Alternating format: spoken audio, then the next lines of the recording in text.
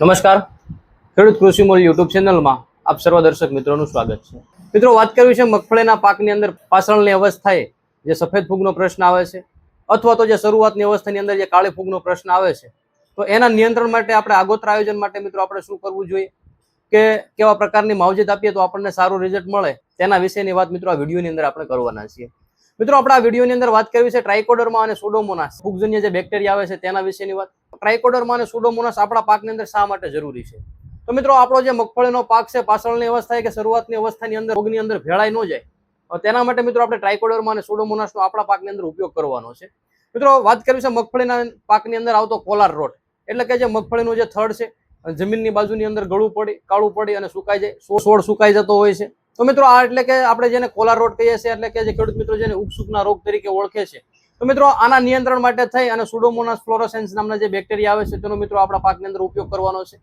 ત્યારબાદ મગફળી જ્યારે 40-45 દિવસનો સમયગાળો થઈ ગયો હોય, ડોડવા બંધારણ થવા માંડ્યું હોય, આવા સમયે મગફળીના પાકની અંદર જે સફેદ ફૂગનો એટેક આવે છે, એટલે કે સફેદ ફૂગ આવે કે જેને આપણે સ્ટેમ રોટના નામથી ઓળખીએ છીએ, અને સફેદ ફૂગ આવવાથી મગફળીની અંદર છોડ સુકાવાના પ્રશ્નો આવતા હોય છે, ઘણી વખત થડનો સડો આવતો હોય છે, ત્યારબાદ ડોડવાની અંદર સડો આવતો હોય છે। તો મિત્રો, જે સ્ટેમ રોટ એટલે કે જે સફેદ ફૂગનો પ્રશ્ન છે મિત્રો પાછલી અવસ્થાની અંદર આવે છે અને આવા પ્રકારના નુકસાનો મિત્રો આપણા પાકની અંદર જોવા મળે છે। એટલે કે મગફળીના પાકની અંદર શરૂઆતની અવસ્થા અને પાછળની અવસ્થાની બંનેની અંદર જે આવતા સુકારા છે એના નિયંત્રણ માટે મિત્રો આપણે આ ટ્રાઇકોડર્મા અને સુડોમોનાસ નામના જે બેક્ટેરિયા છે એનો મિત્રો આપણે ઉપયોગ કરવાનો છે। હવે મિત્રો, આપણે વાત કરીએ કે ટ્રાઇકોડર્મા અને સુડોમોનાસ નામના જે બેક્ટેરિયા છે મિત્રો ક્યારે આપવા જોઈએ। મિત્રો, એની વાત કરીએ એના પહેલા તમે હજુ સુધી અમારી યુટ્યુબ ચેનલ ખેડૂત કૃષિ મોલને મિત્રો તમે સબસ્ક્રાઇબ નથી કરી તો અમારી યુટ્યુબ ચેનલ ખેડૂત કૃષિ મોલને મિત્રો સબસ્ક્રાઇબ કરી લેજો, અને બાજુમાં આપવામાં આવેલું જે બેલ આઇકન છે એને પણ ઓકે કરી દેજો, જેનાથી અમે જ્યારે પણ નવો વિડીયો અપલોડ કરીએ તેની સીધી માહિતી તમારા સુધી પહોંચતી રહે। હવે મિત્રો, આપણે વાત કરીએ કે બેક્ટેરિયા છે મિત્રો ક્યારે મગફળીના પાકની અંદર આપવા જોઈએ। મગફળીના પાકની અંદર બેક્ટેરિયા છે ફૂગ આવ્યા પહેલા આગોતરા આયોજન તરીકે મિત્રો આપણે આપી દેવા જોઈએ।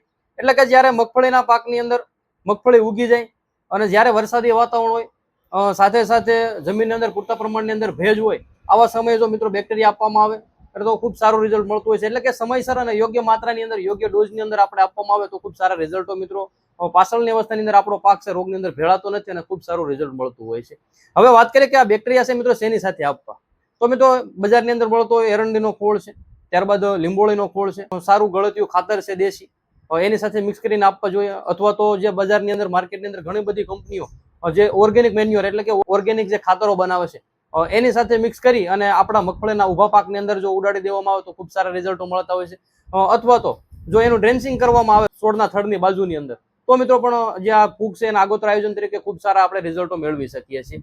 ત્યાર પછી મિત્રો આપણે આગળ વાત કરીએ કે કેટલા બેક્ટેરિયા કેટલા વીઘાની અંદર કેટલા આપવા જોઈએ એની જો વાત કરીએ, કંપનીઓ દ્વારા ભલામણ કરવામાં આવતી હોય છે કે 1 કિલો ટ્રાઇકોડર્મા અને 1 કિલો સુડોમોનાસ છે 1 એકરની અંદર મિત્રો આપવાના હોય છે। પરંતુ ખેડૂત મિત્રોએ ખાસ ધ્યાનમાં રાખવાનું છે કે આપણે જ્યારે આપણા પાકની અંદર આપીએ ત્યારે 2 વીઘાની અંદર 1 કિલો ટ્રાઇકોડર્મા અને 1 કિલો સુડોમોનાસ મિત્રો આપણા પાકની અંદર આપણે જે આગળ બતાવેલા જે ખોળ છે એની સાથે મિક્સ કરી અને આપણા પાકની અંદર પ્રકાશ કરવું જોઈએ અથવા તો ડ્રેન્ચિંગ કરવું જોઈએ તો ખૂબ સારા રિઝલ્ટો મળતા હોય છે। તો મિત્રો, જે આ બેક્ટેરિયા છે એને આપણા પાકની અંદર આપણે યોગ્ય ડોઝ સાથે આપવામાં આવે તો ખૂબ સારા રિઝલ્ટો મળતા હોય છે। અને પાછળની અવસ્થાની અંદર આપણે જે વાત કરી એ પ્રમાણે જે રોગના પ્રશ્નો આવે છે ફૂગના પ્રશ્નો આવે છે એની ઉપર મિત્રો આપણે ખૂબ સારું એવું રિઝલ્ટ મેળવી શકીએ છીએ। મિત્રો, તમે પણ મગફળીના પાકનું વાવેતર કરેલું છે તો અત્યારની અવસ્થા એટલે કે જે શરૂઆતની અવસ્થા છે તો અત્યારે જે મગફળી ઉગીને છોડ કમ્પ્લીટ થઈ ગયો છે આવા સમયે મિત્રો બેક્ટેરિયા છે મિત્રો તમે ફરજિયાતપણે તમારા પાકની અંદર ટ્રાઇકોડર્મા અને સુડોમોનાસ 1 કિલો આપી દેજો। પાછલી અવસ્થાની અંદર જે કાળી ફૂગના પ્રશ્નો આવે છે અથવા તો સફેદ ફૂગના જે પ્રશ્નો આવે છે એની અંદર ખૂબ સારા રિઝલ્ટો મળે છે। તો મિત્રો, વિડીયોની અંદર આપવામાં આવેલી માહિતી છે જો સારી લાગી હોય ઉપયોગી લાગી હોય તો વિડીયોને લાઇક કરજો, અને આપણા જે અન્ય ખેડૂત મિત્રો છે એની સાથે વિડીયોને જરૂરથી શેર કરજો। ફરી એક વખત આવા જ ઉપયોગી વિડીયો સાથે મળીશું। ધન્યવાદ।